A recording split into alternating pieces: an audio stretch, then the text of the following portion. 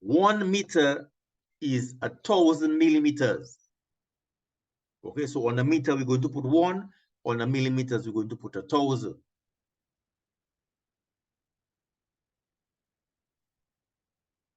So on the meters, we're going to put 1.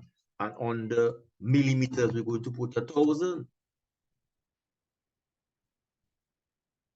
1 meter is 1,000 millimeters. 1,000 millimeters is 1 meter. Now, the third ratio must have a number, one number and a letter. The number we have is 47.9, 47.549 millimeters. So 47.9 must come under millimeters, and X now we are looking for meters.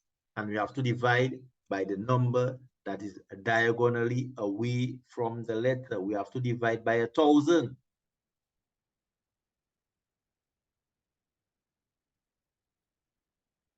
So when we write X is equal to, and we put our division sign, we have to divide by 1,000.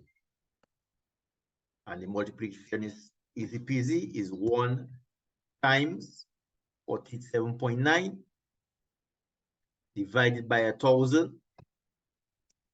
1 times 47.9 is 47.9 divided by 1,000. Divided by multiples of 10, you shift the decimal point towards the left, the number of zeros. So that decimal point must shift 3 places towards the left. 1, 0.47, 3, 0.0479 meters. Okay. Because remember, 1 meter is 1,000 millimeters. All right, a millimeter is a very, very small. So therefore now, if you have 47.9 millimeters, that's not much meters. Okay, it's 0.0479 meters. So always remember the 4-step process for ratios in conversions. Start with a labeling ratio. The second ratio must have 2 numbers, 1 for each of the units.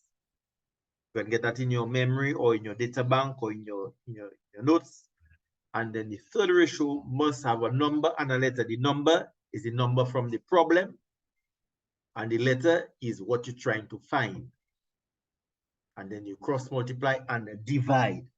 The division is very important. You divide by the number diagonally away from the letter, and then you get your answer.